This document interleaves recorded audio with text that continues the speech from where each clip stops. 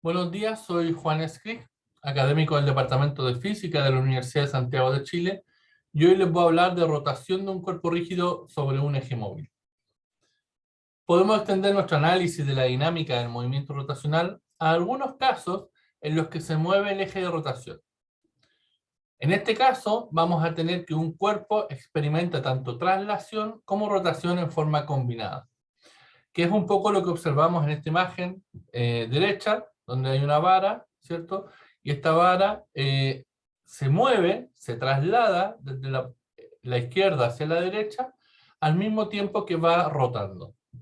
¿Ya? De hecho, si uno se fija en los extremos de la vara, han cambiado de posición. ¿Ya?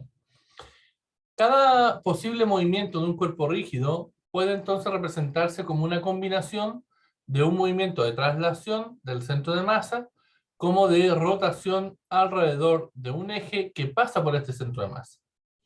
Esto se cumple aún si el centro de masa se acelera, de modo que no está en reposo en ningún marco inercial. Podemos observar que nuestra vara anterior, que se movía de izquierda a derecha a la vez que iba rotando, se puede descomponer su movimiento en una rotación en torno a su centro de masa y en una traslación. Traslación y rotación combinadas, relaciones de energía. La energía cinética de un cuerpo rígido con movimiento tanto traslacional como rotacional va a ser entonces la suma de una parte asociada al movimiento de traslación del centro de masa y una parte asociada a la rotación alrededor de un eje que pasa por este centro de masa. Es decir, la energía cinética va a ser una contribución debido a la traslación y otra contribución debido a la rotación. Acá la traslación va a ser un medio, la masa total del cuerpo, por la velocidad del centro de masa al cuadrado. Y la rotación, la energía cinética debido a la rotación, va a ser un medio, el momento de inercia y la velocidad angular al cuadrado. Para demostrar esto, vamos a imaginar que el cuerpo rígido se compone de numerosas partículas, como lo observamos acá en la imagen de la derecha. Vamos a considerar una partícula representativa de masa m sub i. Aquí está. El cuerpo completo rota en torno a este eje que hemos definido de color celeste, ¿ya? Y por lo tanto tenemos una distancia r sub i desde el eje de rotación hasta la partícula. La velocidad v sub i, acá está, v sub i, relativa a un marco inercial, va a ser la suma vectorial de la velocidad del centro de masa, es decir, cómo se traslada todo el objeto, y la velocidad v sub i' de la partícula relativa a este centro de masa. ¿Ya? De manera que tenemos que la velocidad v sub i relativa a un marco inercial es la suma de la velocidad del centro de masa más la velocidad de la partícula relativa a este centro de masa. ¿Cómo calculamos entonces la energía cinética? La energía cinética de esta partícula en el marco inercial va a ser un medio, la masa sub i, por la velocidad sub i al cuadrado. ¿Ya? Vamos a considerar este b sub i al cuadrado como un producto punto entre dos vectores. B sub i, producto punto b sub i. De manera que podamos reemplazar esta ecuación acá. ¿Ya? De hecho, es lo que hemos hecho en esta ecuación. Me queda un medio m sub i, b sub i, que lo hemos transformado, según esta ecuación, como velocidad de centro masa más b sub i', producto punto, nuevamente b sub i, que es velocidad de centro masa más b sub i'. Realizando un poco de álgebra, obtenemos que velocidad de centro de masa al cuadrado, ¿cierto? Velocidad prima, que es relativa al centro de masa, también al cuadrado, acá. Y dos veces la velocidad de centro de masa por b sub i'. ¿Ya? En la práctica me queda esta expresión que obtenemos acá abajo. ¿Ya? Recuerden que estamos calculando la energía cinética de la partícula m sub i en el marco inercial. Bueno, si uno ahora considera todas las partículas que conforman el cuerpo, tienen que realizar la sumatoria de esas pequeñas energías cinéticas de cada una de las partículas. ¿Ya? Por lo tanto, si uno añade la sumatoria, me va a quedar acá el primer término, ¿cierto? Velocidad del centro de masa al cuadrado, el segundo término que era una combinación de los dos, y el tercer término que era velocidad relativa al centro de masa al cuadrado. ¿Bien?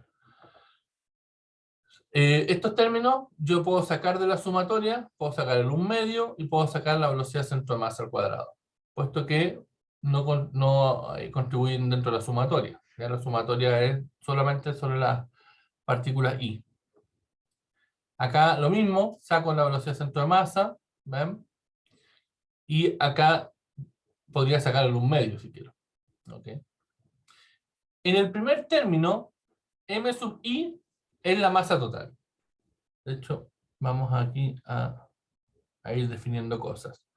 Esto es la masa total. ¿Ya? El segundo término, todo esto que está aquí, va a ser 0. ¿Ya? Va a ser 0. ¿Por qué?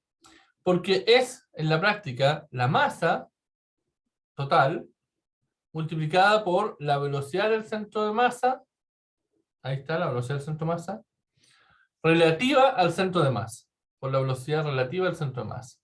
Por lo tanto, esto es 0, ¿ya? Es la velocidad del centro de masa con la velocidad del centro de masa relativa al centro de masa. Así que este término de aquí es 0.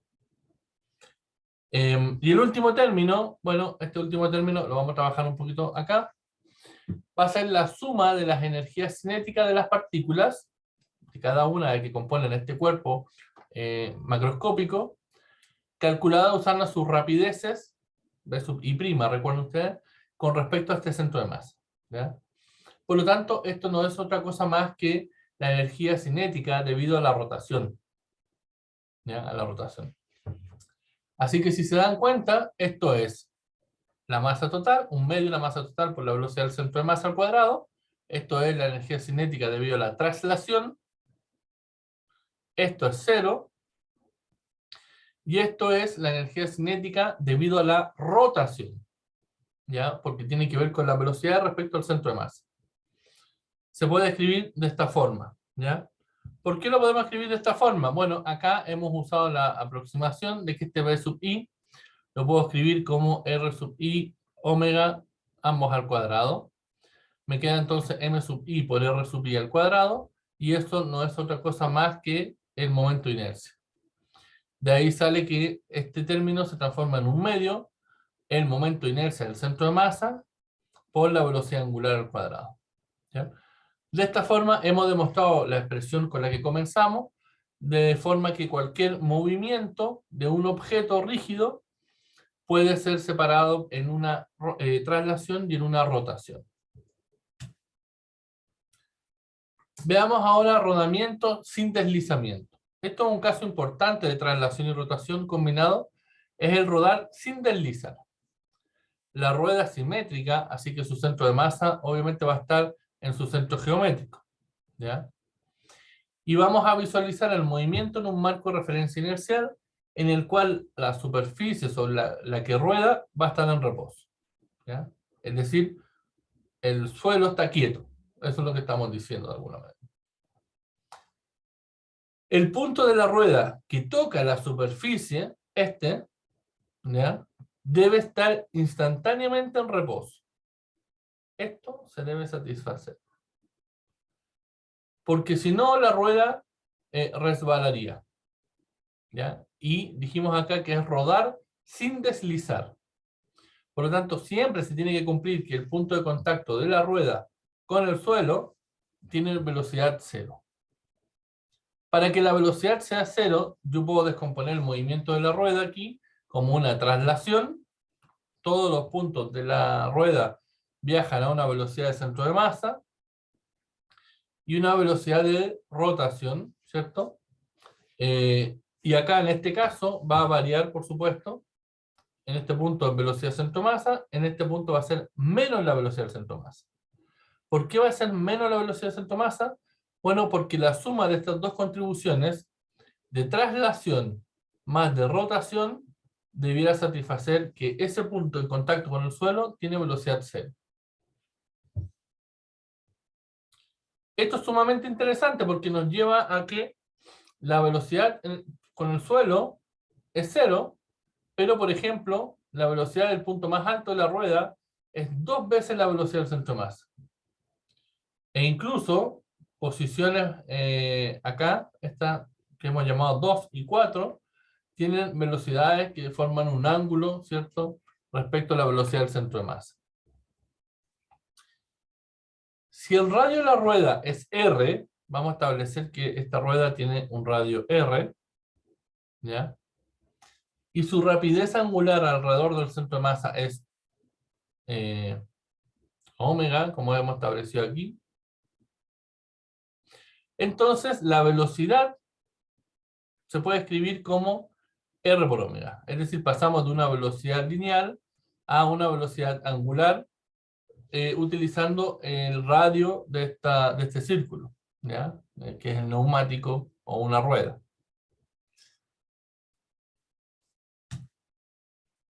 Si suponemos que la rueda gira alrededor de un eje de rotación, ¿ya?, la energía cinética entonces va a estar dada por un medio, momento de inercia, ¿cierto? Por ejemplo, en este punto 1, por la velocidad angular, ¿ya? Donde I1 es el momento de inercia de la rueda alrededor de un eje que pasa por el punto 1, es decir, acá, ¿ya? Esa sería la energía cinética en ese punto. Por el teorema de los ejes paralelos, uno puede trasladarse, ¿cierto? Acá yo tengo I1, y acá yo tengo el momento de inercia del centro de masa, ejes paralelos, por lo tanto, el momento de inercia en el punto 1 va a ser igual al momento de inercia de los ejes paralelos, más la masa total del sistema por el radio a la cual se encuentra separado, ¿cierto?, los dos ejes al cuadrado. Donde m es la masa total de la rueda, ya lo dijimos, y centro de masa es el momento de inercia con respecto a un eje que pasa por el centro de masa. De esta forma, la energía cinética de la rueda se transforma desde, teníamos la energía de rotación en el punto 1, y por el teorema de los ejes paralelos, lo podemos escribir de esta forma. Lo único que he hecho ha sido reemplazar I1 por I centro de masa más mr cuadrado. ¿Ven? El primer término lo dejo tal cual.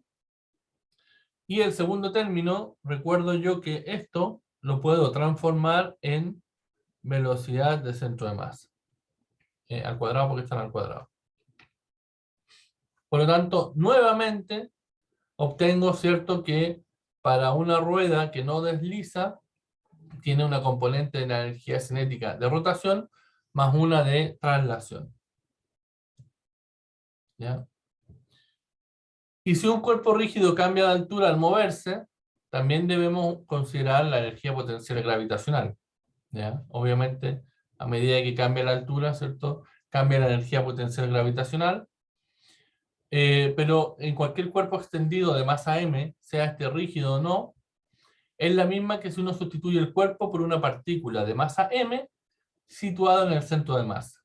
Por lo tanto, la energía potencial gravitacional siempre se puede escribir como la masa total del objeto, g, y la posición o la altura del centro de masa.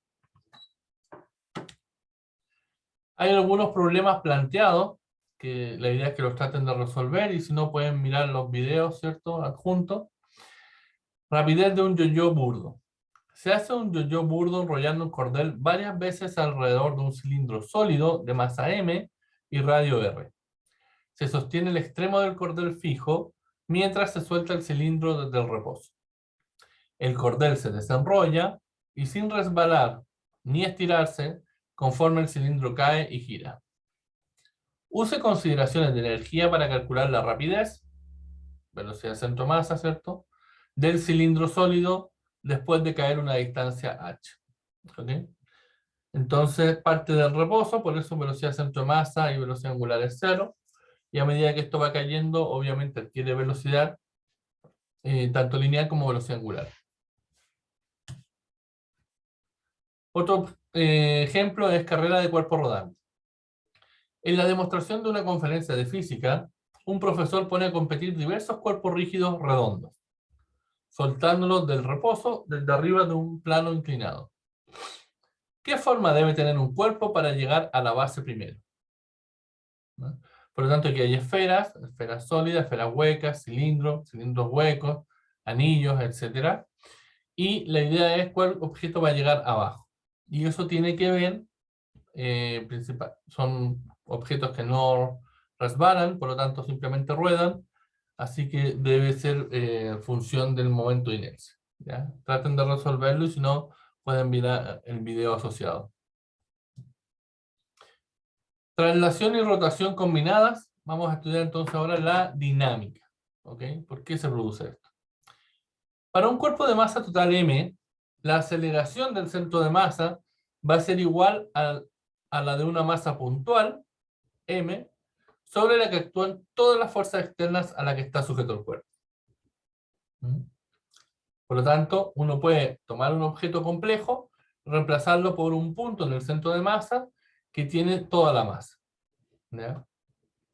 Y por lo tanto puede decir que todas las fuerzas externas golpean ese punto, ¿cierto? Y ese punto se acelera. El movimiento rotacional alrededor del centro de masa se describe mediante el análogo rotacional de la segunda ley de Newton. Que esto es lo que ya demostramos recientemente, ¿ya? Donde el análogo es que en vez de tener la fuerza tenemos un torque. Por lo tanto, la sumatoria de todos los torques externos que actúan sobre un cuerpo va a ser igual al momento de inercia en el centro de masa por la aceleración angular. La ecuación anterior va a ser válida aún si el eje de rotación se mueve, siempre y cuando se satisfagan estas condiciones. Uno, es que el eje realmente pasa por el centro de masa y debe ser un eje de simetría. ¿Ya? Y el eje no debe cambiar de dirección.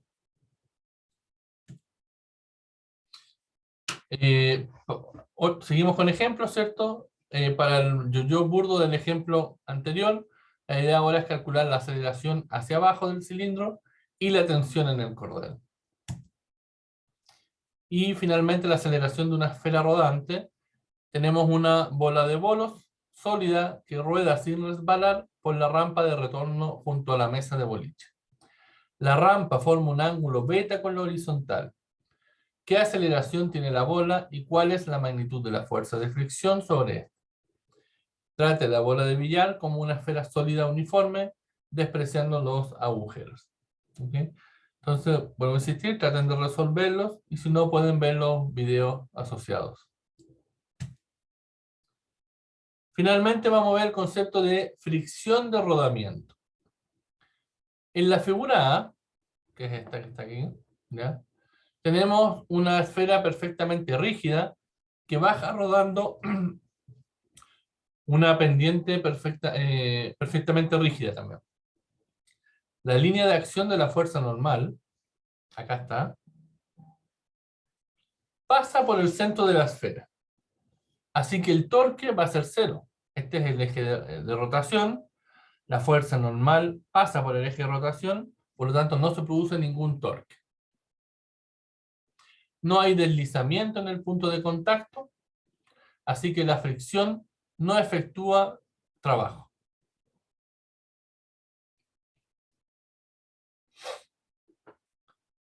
En la figura B se muestra una situación que es un poquito más real, donde la superficie se amontona delante de la esfera, ¿ya? Y esta rueda en una zanja poco profunda. Es decir, estrictamente hablando, cuando va un objeto cayendo, ¿cierto? Hay una deformación de los puntos de contacto y por lo tanto se observa acá que, por ejemplo, la normal cambia. Ya la normal no pasa por el eje de rotación. ¿Ven? Está desplazada.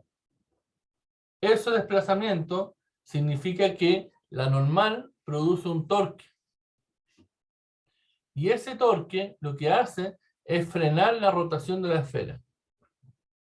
Es decir, la esfera va girando o va cayendo con un sentido de rotación y debido a la deformación que se produce, la fuerza normal no pasa justo por el eje de rotación y por lo tanto produce un torque y ese torque hace que se frene de alguna manera el rodamiento.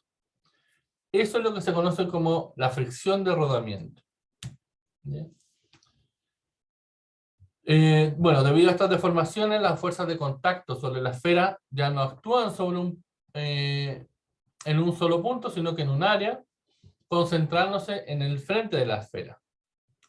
En consecuencia, la fuerza normal ejerce ahora un torque, que es lo que estábamos conversando recién, que se opone a la rotación de la esfera. Y además hay un cierto deslizamiento de la esfera en la superficie debido a la deformación, causando pérdida de energía mecánica. La combinación de estos dos efectos es lo que se conoce como la fricción de rodamiento, que también ocurre si el cuerpo que rueda es deformable, como por ejemplo en el neumático de un automóvil. ¿Ya? Ustedes saben que el neumático automóvil no mantiene exactamente el círculo, se deforma. ¿Ya? Y es común en todo caso, ¿cierto?, que el cuerpo que rueda y la superficie tengan la suficiente rigidez como para despreciar esta fricción de rodamiento. ¿Ya?